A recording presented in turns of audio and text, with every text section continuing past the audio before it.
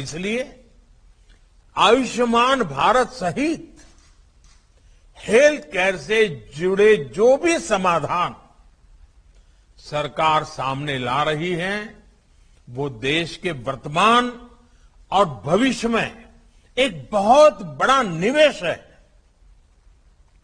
भाइयों और बहनों, आयुष्मान भारत डिजिटल मिशन अस्पतालों में प्रक्रियाओं को सरल बनाने के साथ ही ईज ऑफ लिविंग भी बढ़ाएगा।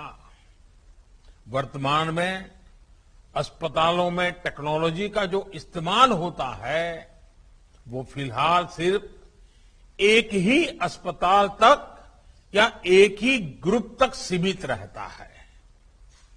नए अस्पताल या नए शहर में जब मरीज जाता है तो उसको फिर से उसी प्रक्रिया से गुजरना पड़ता है।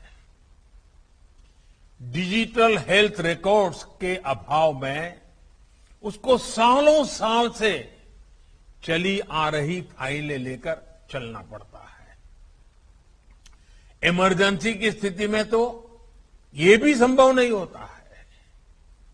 इससे मरीज और डॉक्टर दोनों का बहुत सा समय भी बर्बाद होता है, परेशानी भी ज्यादा होती है और इलाज का खर्च भी बहुत अधिक बढ़ जाता है।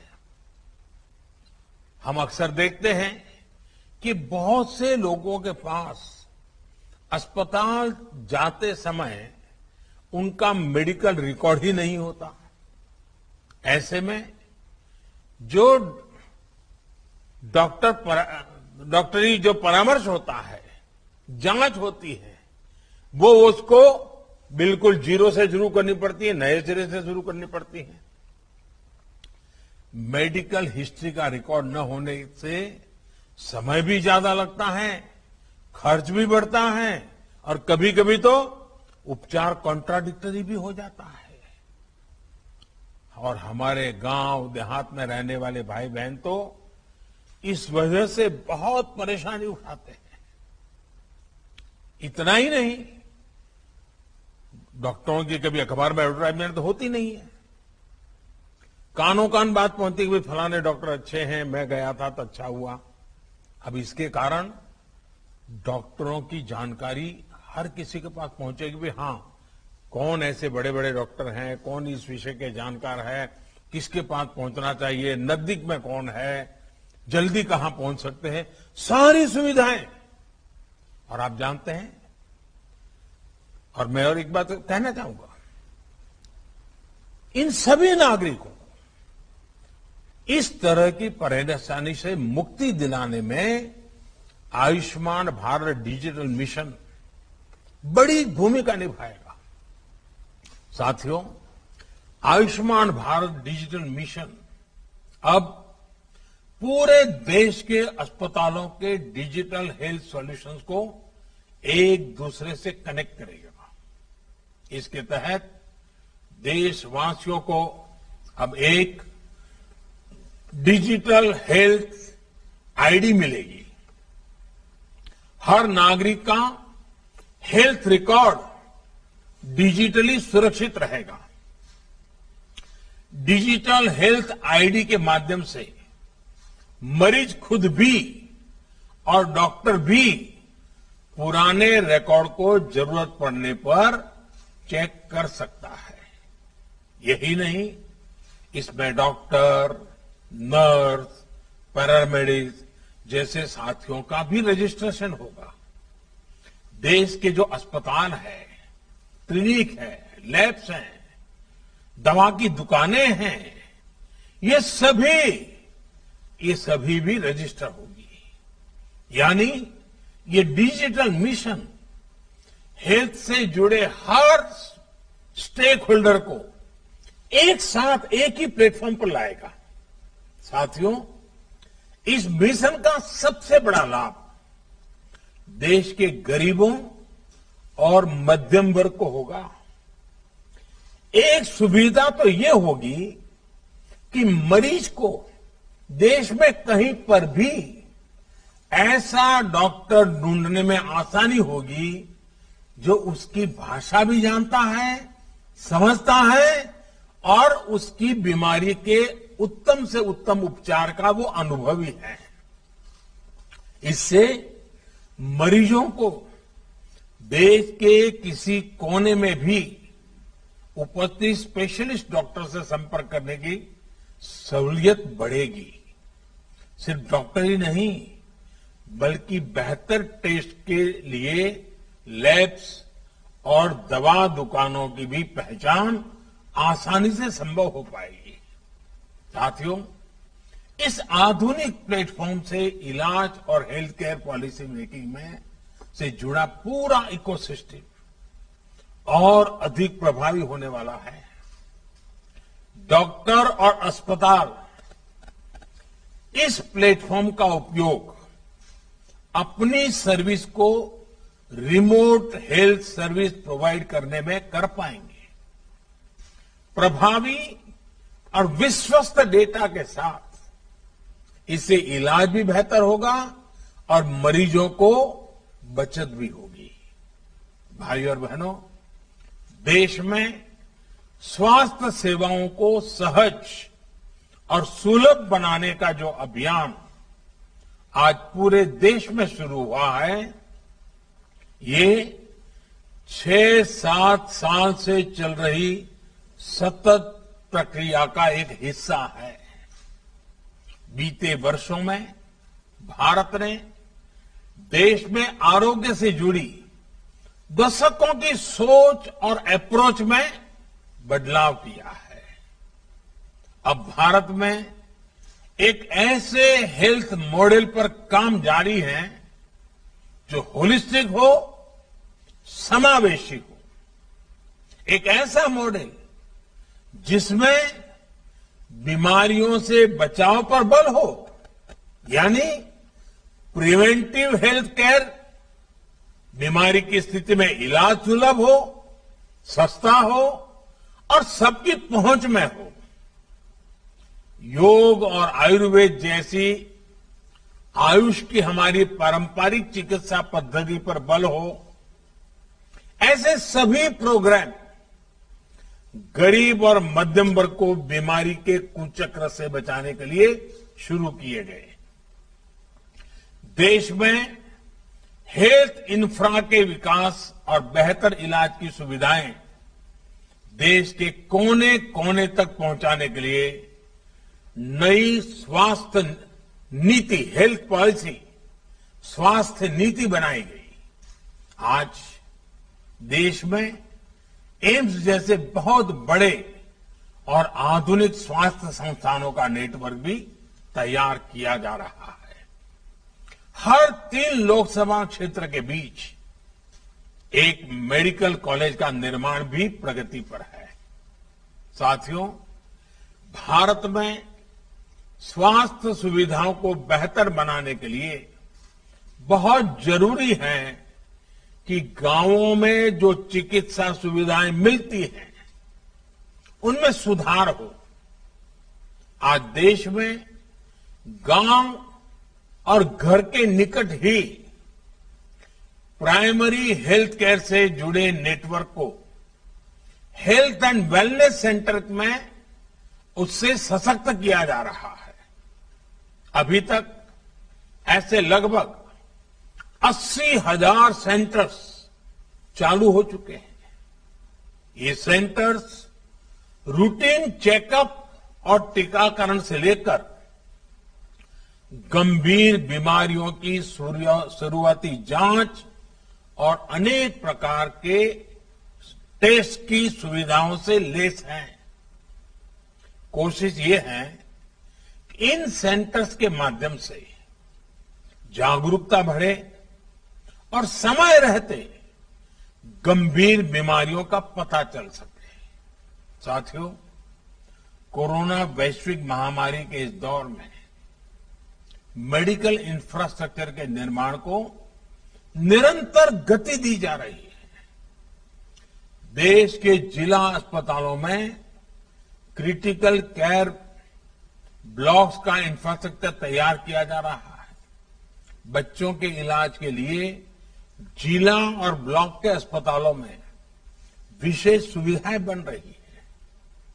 जिला स्तर के अस्पतालों में अपने ऑक्सीजन प्लांट्स भी स्थापित किए जा रहे हैं।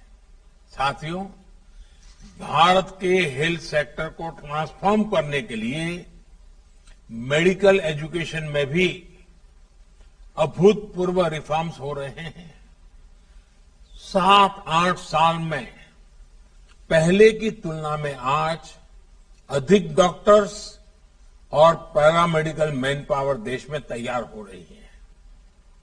सिर्फ मैन पावर ही नहीं, बल्कि हेल्थ से जुड़ी आधुनिक टेक्नोलॉजी, बायोटेक्नोलॉजी से जुड़ी रिसर्च, दवाओं और उपकरणों में आत्मनिर्भरता को लेकर भी देश में मिशन मोड पर काम चल रहा है।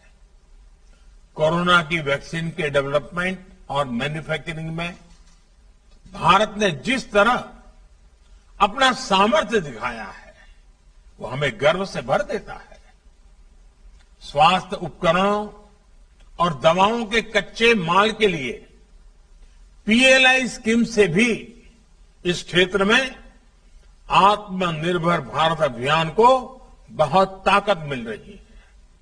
साथियों, बेहतर मेडिकल सिस्टम के साथ ही ये भी जरूरी है कि गरीब और मध्यम वर्ग का दवाओं पर कम से कम खर्च हो। इसलिए केंद्र सरकार ने जरूरी दवाओं, सर्जरी के सामान, डायलिसिस जैसी अनेक सेवाओं और सामान को सस्ता रखा है। भारत में ही बनने वाली दुनिया की श्रेष्ठ जेनरिक दवाओं को इलाज में ज्यादा से ज्यादा उपयोग में लाने के लिए प्रोत्साहन दिया गया है। 8,000 से ज्यादा जन औषधि केंद्रों ने तो गरीब और मध्यम वर्ग को बहुत बड़ी राहत दी है। और मैं जन औषधि केंद्र से जो दवाइयां लेते हैं, ऐसे मरीजों से भी पिछले दिनों मुझे कई बार बात करने का मौका मिला और मैंने देखा है कुछ परिवार ऐसे उनको डेली कुछ दवाइयां लेनी पड़ती हैं, कुछ उम्र में कुछ बीमारियों के कारण। इस जन औषधि केंद्र के कारण ऐसे मध्यम वर्गीय परिवार के 1,000, 1,500, 2,000 रुपया हर महीना बच रहा है। साथियों, एक संयोग ये भी है कि आज का ये कार्यक्रम वर्ल्ड टूरिज्म डे पर आयोजित हो रहा है। कुछ लोग सोच सकते हैं कि हेल्थ केयर के प्रोग्राम का टूरिज्म से क्या लेना देना, लेकिन हेल्थ का टूरिज्म के साथ एक बड़ा मजबूत रिश्ता है, क्योंकि जब हमारा हेल्थ इंफ्रास्ट्रक्चर इंटीग्रेटेड होता है, मजबूत होता है, तो उसका एक सकारात्मक प्रभाव टूरिज्म सेक्टर पर भी पड़ता है। क्या कोई टूरिस्ट ऐसी जगह जाना चाहेगा जहां किसी इमरजेंसी में इलाज की बेहतर सुविधाएं न हो? और कोरोना के बाद से तो अब ये और भी महत्वपूर्ण हो गया है। जहां वैक्सीनेशन जितना ज्यादा होगा, टूरिस्ट वहां जाने में उतना ही सेफ महसूस करेंगे। और आपने देखा होगा, हिमाचल हो, उत्तराखंड हो, सिक्किम हो, गोवा हो, ये जो हमारे टूरिस्ट डेस्टिनेशन वाले राज्य हैं, वहां बहुत तेजी से, अंडमान निकोबार हो, बहुत तेजी से वैक्सीनेशन को बल दिया गया है, क्योंकि टूरिस्टों के लिए मन में एक विश्वास पैदा हो। आने वाले वर्षों में ये बात निश्चित है कि सारे फैक्टर और भी मजबूत होंगे। जिन जिन जगहों पर हेल्थ इंफ्रा बेहतर होगा, वहां टूरिज्म की संभावनाएं और ज्यादा बेहतर होगी। यानी हॉस्पिटल और हॉस्पिटैलिटी और एक दूसरे के साथ मिलकर चलेंगे।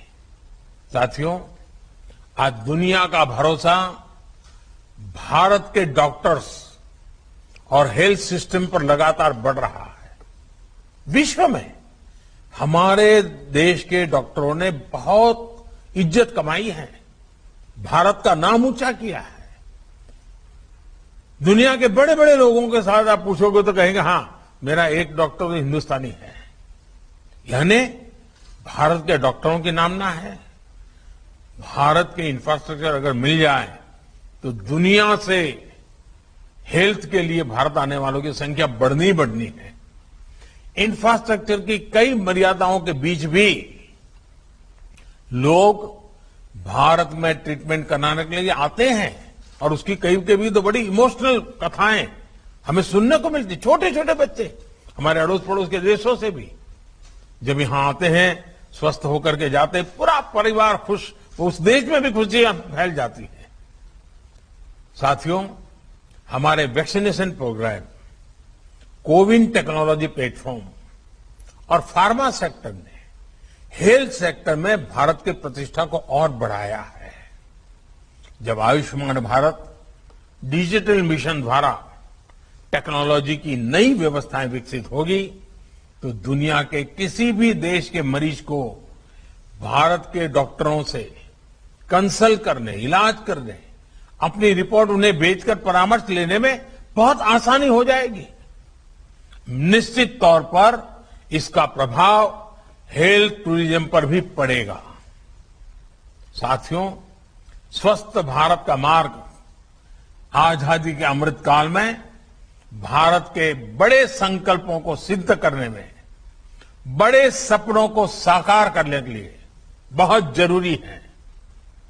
इसके लिए हमें मिलकर अपने प्रयास जारी रखने होंगे। मुझे विश्वास है चिकित्सा क्षेत्र से जुड़े सभी व्यक्ति, हमारे डॉक्टर्स, पैरामेडिक्स, चिकित्सा संस्थान इस नई व्यवस्था को तेजी से आत्मसात करेंगे। एक बार फिर आयुष्मान भारत डिजिटल मिशन के लिए मैं देश को बहुत बहुत शुभकामनाएं देता हूं। बहुत बहुत धन्यवाद। बहुत बहुत साधुवाद। हार्दिक आभार माननीय प्रधानमंत्री जी।